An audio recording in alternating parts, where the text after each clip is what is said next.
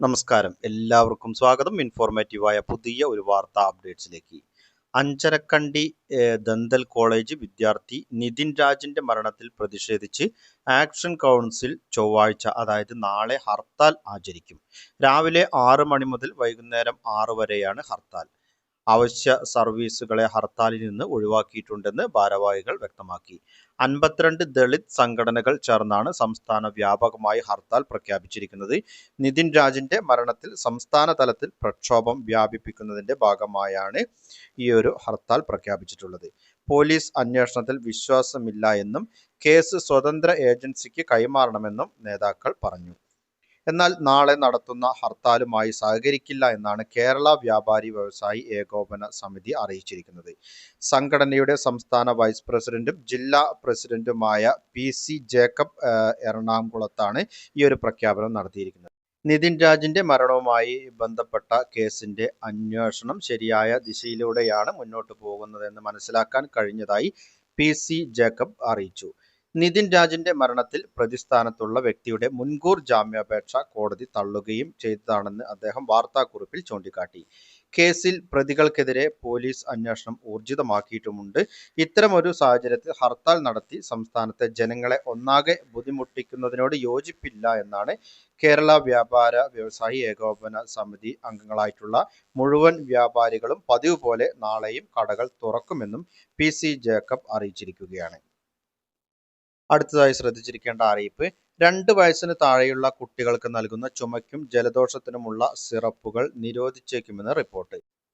Indian ഫാർമാകോപ്യ commission പുറത്തിറക്കിയ 2026 national formulary of ഇന്ത്യയുടെ കരടിലാണ് ഇത്തരത്തിലുള്ള ഒരു നിർദ്ദേശമുള്ളത്.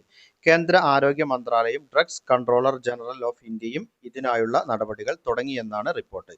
എന്നാൽ അതിഗുരുതര സാഹചര്യങ്ങളിൽ പരിശോധനകൾക്ക് ശേഷം ഡോക്ടർമാരുടെ മേൽനോട്ടത്തിൽ മരുന്നുകൾ നൽകാമെന്നും ഈ ഒരു നിർദ്ദേശത്തിലുണ്ട്. 2025 ഡൈ എത്തിലിൻ ഗ്ലൈക്കോൾ, അതുപോലെ തന്നെ എത്തിലിൻ ഗ്ലൈക്കോൾ തുടങ്ങിയ വിഷാംശമുള്ള വസ്തുക്കൾ ചുമയ്ക്കും ജലദോഷത്തിനുമുള്ള ചില മരുന്നുകളിൽ കണ്ടെത്തിയതിനെ തുടർന്നാണ് ഈ ഒരു നീക്കം. മരുന്നുകളിൽ അടങ്ങിയിരിക്കുന്ന ഈ രാസവസ്തുക്കൾ കുട്ടികളുടെ വൃക്കകളുടെ പ്രവർത്തനത്തെ ഗുരുതരമായി ബാധിക്കുന്നവയാണ്. അടുത്തതായി ശ്രദ്ധിച്ചിരിക്കേണ്ട അറിയിപ്പ്: ഇനി മുതൽ മാലിന്യങ്ങൾ 4ആയി തരംതിരിച്ച് സംസ്കരിക്കണം. അത് വീടുകളായാലും സ്ഥാപനങ്ങളിലായാലും ഈ ഒരു നിയമം ഇപ്പോൾ നടപ്പിൽ വന്നിരിക്കുകയാണ്. വൻകിട സമുച്ചയങ്ങൾ, മാർക്കറ്റുകൾ, ബിസിനസ് വ്യവസായ സ്ഥാപനങ്ങൾ എന്നിങ്ങനെ വൻതോതിൽ മാലിന്യം പുറന്തള്ളുന്ന സ്ഥാപനങ്ങളെ നിശ്ചയിക്കാൻ 3 മാനദണ്ഡങ്ങളും പരിഷ്കരിച്ച ചട്ടത്തിലുണ്ട്. 20,000 ചതുരശ്ര മീറ്ററോ കൂടുതലോ തറ വിസ്തീർണമുള്ള കെട്ടിടങ്ങൾ, പ്രതിദിനം 40,000 ലിറ്ററോ കൂടുതലോ വെള്ളം ഉപയോഗിക്കുന്നവർ, പ്രതിദിനം 100 കിലോഗ്രാമിൽ അധികം ഖരമാലിന്യം തള്ളുന്നവർ എന്നിവയിൽ ഏതെങ്കിലും ഒന്ന് ബാധകമാകുന്നവരാണ് ഈ ഒരു വിഭാഗത്തിൽ. അവർ കേന്ദ്ര മലിനീകരണ നിയന്ത്രണ ബോർഡ് പോർട്ടലിൽ രജിസ്റ്റർ ചെയ്യണം. മാലിന്യങ്ങൾ അംഗീകൃത സാങ്കേതിക വിദ്യകൾ ഉപയോഗിച്ച് സംസ്കരിക്കണം. പുതുതായി തുടങ്ങുന്ന വൻകിട സ്ഥാപനങ്ങൾ നിർബന്ധമായും ജൈവ മാലിന്യ സംസ്കരണ പ്ലാന്റുകളും സ്ഥാപിക്കണം. ഭക്ഷണാവശിഷ്ടങ്ങൾ, ഡിസ്പോസിബിൾ പ്ലേറ്റുകൾ, കപ്പുകൾ, കാനുകൾ, കവറുകൾ, ചിരട്ടകൾ, പച്ചക്കറി, പഴ അവശിഷ്ടങ്ങൾ തുടങ്ങിയവ ശേഖരിക്കാനായി ഉചിതമായ കണ്ടെയ്നറുകൾ തെരുവ് കച്ചവടക്കാർ കരുതണം. 100-ലധികം പേരുള്ള പരിപാടികൾ നടത്തുമ്പോൾ 3 പ്രവൃത്തി ദിനം മുൻപ് തദ്ദേശ സ്ഥാപനത്തെ അറിയിക്കണം. പുനരുപയോഗിക്കാനോ ഊർജ്ജ ആവശ്യങ്ങൾക്കോ കഴിയാത്ത മാലിന്യം മാത്രമേ കുഴിച്ചു മൂടാൻ അനുവാദമുള്ളൂ.